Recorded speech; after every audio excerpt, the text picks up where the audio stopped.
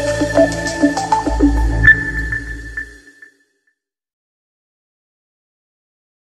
दोस्तों, एडवांस जावा के lecture series में आपका स्वागत है। आज हम लोग पढ़ने वाले हैं सर्वलेट।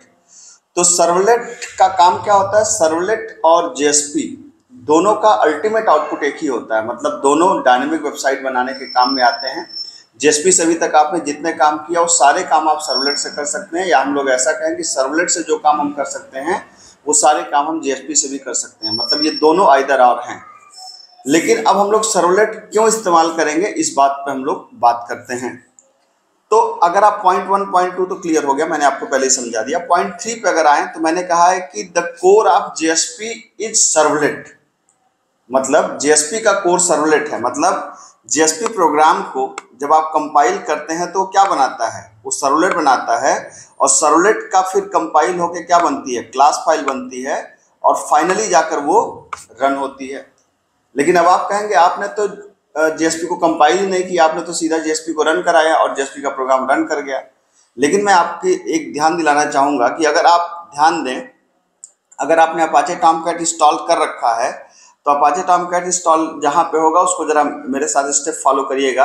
आप सी के अंदर, प्रोग्राम फाइल्स के अंदर, अपाचे सॉफ्टवेयर फाउंडेशन के अंदर, टॉमकैट के अंदर, वर्क के अंदर, कैटेलिना के अंदर, लोकल होस्ट के अंदर आप देखेंगे जिस नाम से, जैसे मैंने जेएसपी के अंदर, वेब एप्स के अंदर माई जेएसपी नाम का फोल्डर बनाया था, तो यहाँ पर भी माई जेएसपी नाम का एक फोल्डर बन जाएगा। इसके अंदर ORG नाम का एक फोल्डर बना है, इसके अंदर अपाचे नाम का एक फोल्डर बना है, ये सब अपने से बना है।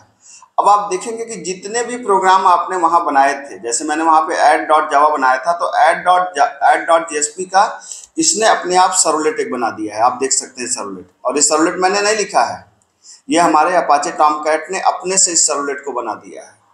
इस तरीके से अगर आप अपाचे टॉमकैट पे रन करा रहे हैं, नेटबीन्स पे चीज़ दिखता नहीं है, लेकिन अगर अपाचे टॉमकैट पे आप रन करा रहे हैं तो यहाँ पर जाकर के जितने भी प्रोग्राम आपने अब तक सर्वलेट से बनाए हैं, जेएसपी से बनाए हैं, उन सबका सर्वलेट अपाचे टॉमकैट ने खुद से क्रिएट कर लिया। मतलब आप सिर्फ ये लिखते हैं और आउटपुट देखते हैं, लेकिन पीछे का उस जेएसपी प्रोग्राम को सर्वलेट में कन्वर्ट करना, सर्वलेट को क्लास में कन्वर्ट करना, फिर क्लास फाइल का रन करना, ये सब तो आपको पता ही नहीं होता।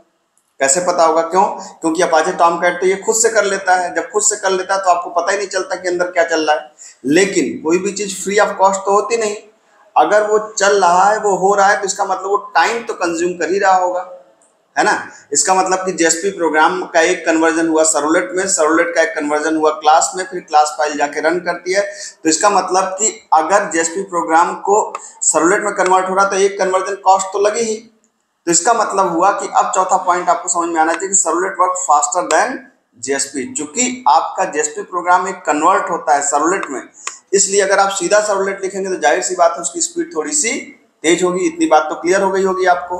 अब देखिए, इंपॉर्टेंट बात यह है कि इस बात को बहुत ध्यान समझिएगा, ये दोनों पॉइंट। जेएसपी में क्या होता है कि we write Java inside HTML. हम लोग एचटीएमएल हेड बॉडी लिखते हैं, फिर स्क्रिप्टलेट का सिंबल लगाते हैं, उसके अंदर हम लोग अपना जावा वाला कोड लिखते हैं।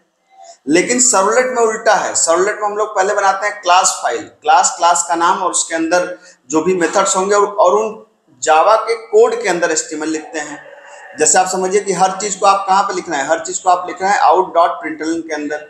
अगर हर चीज़ को आप लिख रहे हैं out.println के अंदर, तो इसका मतलब क्या होगा कि out.println के अंदर अगर आप हर चीज़ लिख रहे हैं तो आपका जो कोड होगा वो डिजाइनिंग कोड बड़ा कॉम्प्लिकेटेड हो जाएगा। आप ऐसा समझ सकते हैं कि जैसे out.println के अंदर आप कोई चीज़ लिख रहे हैं, जैसे आपने कहा out.println, इसके अंदर हर चीज़ आपको लिखना है, तो आप लिख रहे हैं कि HTML, फिर इसके अंदर आप लिख रहे हैं हेड, फिर इसके अंदर आप लिख रहे हैं स्क्रिप्ट, फिर इसके अंदर भी जो भी चीज़ें लिखना है, फिर आप इसको बंद कर रहे हैं। तो आप सोचिए कि एक बड़ी सी डिज़ाइन को अगर हमें इस तरीके से लिखना हो तो कितना कॉम्प्लिकेटेड हो जाएगा, है कि नहीं?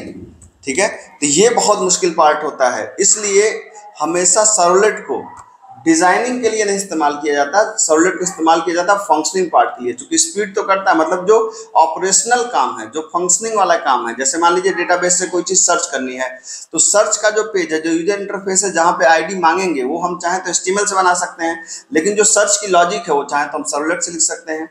तो जो फंक्शनिंग पार्ट है वो फंक्शनिंग पार्ट किससे की जाती है? सर्वलेट से। उससे क्या होता है, हमारे प्रोग्राम की, हमारे वेबसाइट की स्पीड क्या होती है? बढ़ जाती है। और आपको पता ही है, अगर आपको स्पीड की जरा भी अगर आपको डाउट है कि स्पीड बढ़ने से क्या होगा, तो आप याद करिए IRCTC जैसी साइट्स, जो साइट में जब एक साथ यूजर का बल्क पड़ता है तो क्या होता है, वो साइट डंप हो जाती है। आपने देखा होगा जब किसी वेबसाइट में जब रिजल्ट आता है, जिस दिन बहुत ज़्यादा लोग हिट करते हैं तो वेबसाइट पूरी की पूरी क्या होती है? रुक जाती है।